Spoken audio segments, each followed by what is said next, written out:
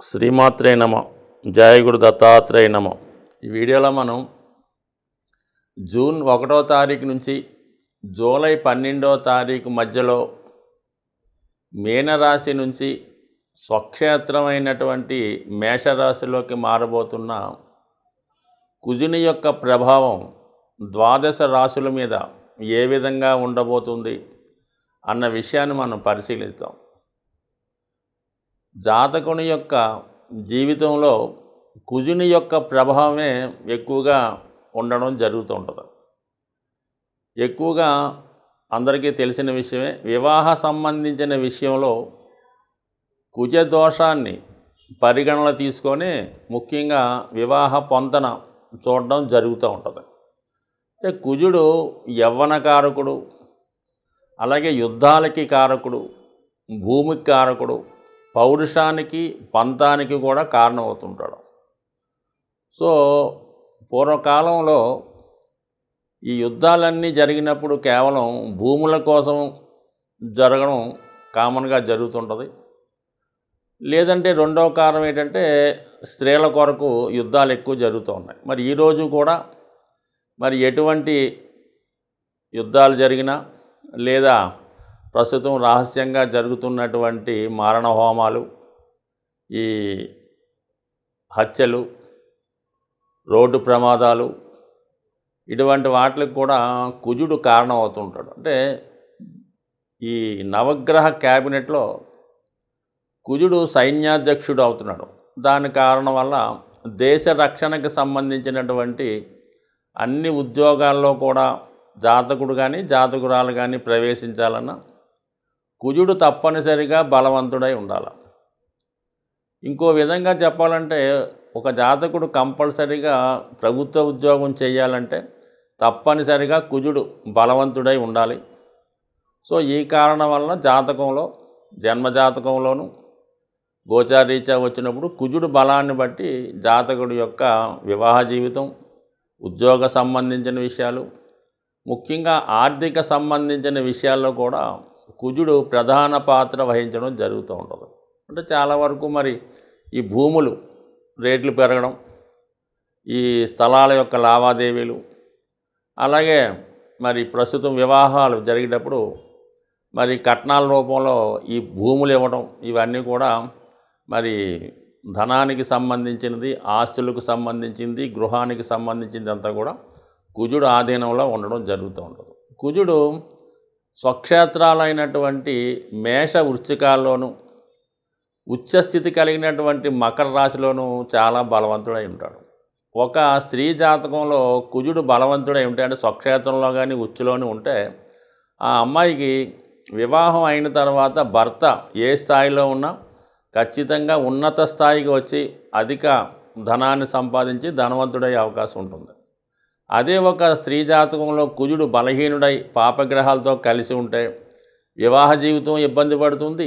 పెళ్లి తర్వాత జాతకురాలి యొక్క భర్త కూడా మరి నష్టపోవడం, ఉద్యోగం పోగొట్టుకోవడం, ఎందుకు పనికి రాకుండా పోవడం, కొన్ని సందర్భాల్లో మరి బలహీనుడిగా మారడం కూడా జరుగుతూ ఉంటుంది. అందుకని ఏంటంటే మరి అబ్బాయిలు కానీ వివాహం చేసుకునేటప్పుడు అమ్మాయి జాతకంలో కుజుడు బలంగా ఉంటే ఖచ్చితంగా చేసుకుంటే వీళ్ళ యొక్క జీవితం 100% ఏ స్థానంలో అయినా ఏదో ఒక రంగంలో పైకి వచ్చే అవకాశం ఉంది. మరీ ముఖ్యంగా క్రీడారంగం అవ్వచ్చు, ఏదన్నా సైనిక వృత్తికి లేదంటే గవర్నమెంట్ సంబంధించింది కూడా అభివృద్ధి పడుతూ ఉంటుంది. అలాగే మరి పనిలో పనిగా అబ్బాయిల జాతకంలో కూడా శుక్రుడు బలంగా ఉంటే ఆ అబ్బాయికి వివాహం అయిన తర్వాత భార్యకి కలిసి రావడం, తద్వారా ఇతనికి జ్ఞానోదయం అంటే భాగ్యోదయం అవ్వడం జరుగుతుంటుంది. కొన్ని సందర్భాల్లో సంతానం కలిగిన తర్వాత, ముఖ్యంగా స్త్రీ సంతానం కలిగిన తర్వాత అభివృద్ధి కలుగుతూ ఉంటుంది. అలాగే ఇరువురు జాతకాల్లో కూడా కుజుడు బలంగా ఉంటే వివాహం అయిన తర్వాత వారి జీవితం కలిసి వస్తుంటుంది.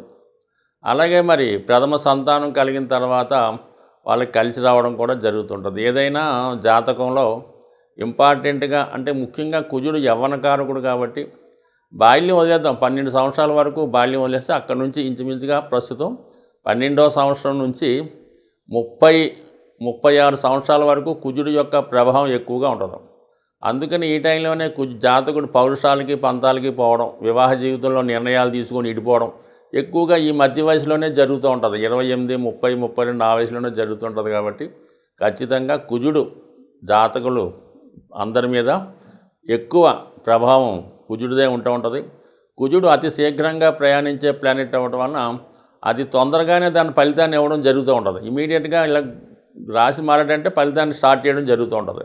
దశ వచ్చిందంటే ఫలితం స్టార్ట్ అవ్వడం జరుగుతుంటుంది. ఎక్కువ ఆలస్యం లేకుండా ఆ పని అయ్యేదాకా కూడా నిద్రపోకుండా జాతకుడు ఆ ప్రయత్నం చేస్తూ ఉంటాడు.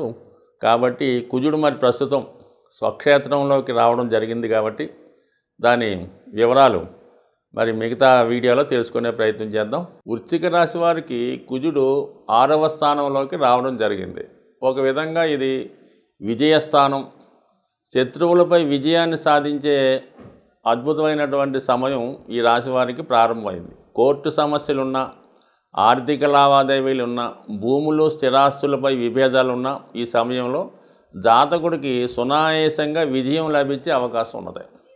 అలాగే ఎవరైతే ప్రభుత్వ ఉద్యోగం కొరకు కానీ, ముఖ్యంగా ఈ పోలీస్ డిపార్ట్మెంట్ కానీ, యూనిఫారం వేసుకున్నటువంటి military, navy, border security force ఎటువంటి దాంట్లోకైనా ఉద్యోగ ప్రయత్నాలు చేస్తున్న వారికి ఈ సమయంలో మీ యొక్క సామర్థ్యానికి తగు విధంగా ఎవరి యొక్క రికమెండేషన్ లేకుండా స్వశక్తితోనే విజయం సాధించే ప్రయత్నం చేయడం జరుగుతూ ఉంటుంది. అలాగే ఏంటంటే కొంతమందికి మోటార్ ఫీల్డ్లో ఉన్న వాళ్ళకి, అలాగే రియల్ ఎస్టేట్ రంగంలో ఉన్న వాళ్ళకి, అలాగే చిన్న ఈ ఈ సెక్యూరిటీ సంబంధించిన వృత్తుల్లో ఉన్న వాళ్ళకి కూడా ఇది మంచి అవకాశాన్ని ఇవ్వడం జరుగుతుంది. కుజుడు 6వ స్థానంలోకి రావడం వల్ల ఎవరన్నా కంపల్సరీగా ఉద్యోగం చేయాలి అనుకున్న వాళ్ళకి ఈ సమయంలో ఏదో ఒక ఉపాధి అవకాశం తప్పక లభించే అవకాశం ఉంది. అలాగే మరి 6వ స్థానంలో ఉన్నటువంటి కుజుడు అష్టమ దృష్టితో రాశిని వీక్షిస్తుంటాడు. అయితే ఒక విధంగా కుజుడు రాశిలోకి వస్తే జాతకుడికి ఎంత ధైర్యాన్ని, కాన్ఫిడెన్స్ని ఇస్తాడో అదే కాన్ఫిడెన్స్ని, ధైర్యాన్ని ఈ సమయంలో జాతకుడికి లభించడం వల్ల జాతకుడు ఏ పనైనా వాయిదా వేయకుండా తొందరగానే పూర్తి చేయాలనే ప్రయత్నం చేస్తూ ఉంటాడు. అలాగే తన యొక్క సామర్థ్యాన్ని పెంచుకోవడం కానీ, ఆరోగ్యాన్ని మెరుగుపరుచుకోవడం కానీ ఈ విధమైనటువంటి ప్రయత్నాలు ఈ సమయంలో జరిగే అవకాశం ఉంది. అసలు ఏ పనైనా క్షణాల్లో పూర్తి చేసే ధైర్యం రావడం జరుగుతుంటుంది. ఈ క్రీడా రంగంలో ఉన్న వాళ్ళకి ఇది మంచి ప్రోత్సాహాన్ని ఇస్తుంది. వైద్య వృత్తిలో ఉన్న వాళ్ళకి మంచి అవకాశాలు ఈ సమయంలో రావడం జరుగుతూ ఉంటుంది. అలాగే మరి ఎవరన్నా ఈ సమయంలో సర్జరీ లాంటివి చేయించుకోవాల్సి వస్తే, దీర్ఘకాలికంగా ఏదైనా దీర్ఘకాలంగా ఉన్నటువంటి సమస్యలతో ఉన్న వాళ్ళకి ఈ సమయంలో సర్జరీ చేసుకుంటే ఎటువంటి సైడ్ ఎఫెక్ట్ లేకుండా, ఎటువంటి ఇబ్బంది లేకుండా తొందరగా మరి ఆ చికిత్స నుంచి బయటపడే అవకాశం ఉంటుంది. అలాగే మరి భూముల మీద, స్థిరాస్తుల మీద పెట్టుబడి పెట్టాలన్నా, లేదంటే వాటిని కొనటం కానీ, అమ్మటం కానీ ఏది చేసినా కూడా మీకు లాభసాటిగా ఉండే అవకాశం ఉంది. అలాగే ఆస్తి పంపక సంబంధించిన విషయాల్లో భార్యాభర్తలు ఉన్నటువంటి విభేదాలు కానీ, సమస్యలు కానీ ఉంటే అవి ఈ సమయంలో మీకు అనుకూలంగా వచ్చి మీ తరపునే తీర్పు ఇచ్చే అవకాశం ఉంది. కాబట్టి మరి రాబోయే 40 రోజుల్లో జాతకుడు ఎటువంటి సమస్య నుంచన్నా బయటపడే అవకాశం ఉంది. అలాగే ఆరోగ్య విషయంలో కూడా సంపూర్ణ ఆరోగ్యవంతుడయ్యే సూచనలు ఉన్నాయి. జాతకంలో కుజుని బలం పెరగాలన్నా, కుజుని యొక్క అనుగ్రహం కలగాలన్నా కూడా జాతకుడు ముఖ్యంగా చేసుకోవాల్సింది ఏంటంటే కుజగ్రహానికి అధిదేవుడైనటువంటి సుబ్రహ్మణ్య స్వామి. మరి సుబ్రహ్మణ్య స్వామి అంటే మనకి మంగళవారం రోజు సుబ్రహ్మణ్య స్వామికి విధి విధానంగా ఎక్కువగా అభిషేకం చేసుకోవడం వల్ల మనకి మంచి ఫలితం తొందరగా రావడం జరుగుతుంది. మరి సుబ్రహ్మణ్య స్వామి సర్పరూపంలో ఉండడం జరుగుతూ ఉంటుంది. మరి ఈ మధ్యకాలంలో ప్రతి శివాలయంలోనూ, ముఖ్యమైన దేవాలయాల్లో ఈ నాగప్రతిష్టలు అనేవి జరుగుతూ ఉంటాయి. వాటిని మరి జాతకులు మరి అనుకూలం బట్టి డైరెక్ట్గా సుబ్రహ్మణ్య స్వామి అయితే ఓకే, లేని పక్షంలో ఈ శిలలు, ఈ ప్రతిష్ఠ చేయని శిలలైనా మంగళవారం రోజు ఒక 18 ప్రదక్షిణలు చేసి విధి విధానంగా సుబ్రహ్మణ్య స్వామికి ఇష్టమైనటువంటి ముఖ్యంగా ఏంటంటే చెరుకు పానకం, చెరుకు రసం లేదా ఆవు పాలు, అలాగే బెల్లం పానకం, అలాగే మరి వీటితో అభిషేకం చేయడం, లేదంటే చలిమిడి, అంటే కొన్ని ప్రాంతాల వరకు తెలుస్తూ ఉంటుంది, అది చలిమిడి నైవేద్యంగా పెట్టడం మంచిది.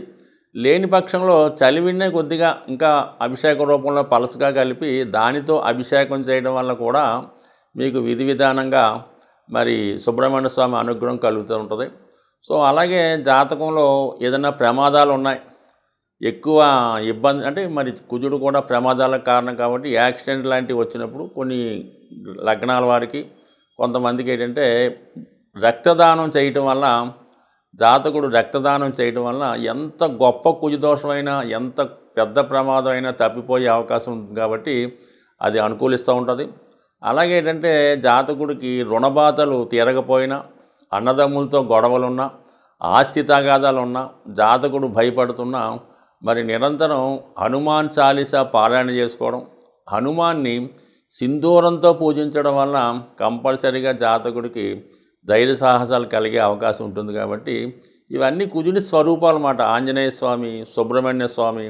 అందువల్ల ఈ గ్రహాల్ని విధి విధానంగా మంగళవారం రోజు చేసుకోవడం వల్ల మరి స్త్రీలకి సౌభాగ్యయోగం, మగవారికి విశేషమైనటువంటి ధైర్య, రాజకీయ అధికార యోగం కలిగే అవకాశం ఉంటుంది. స్వస్తి.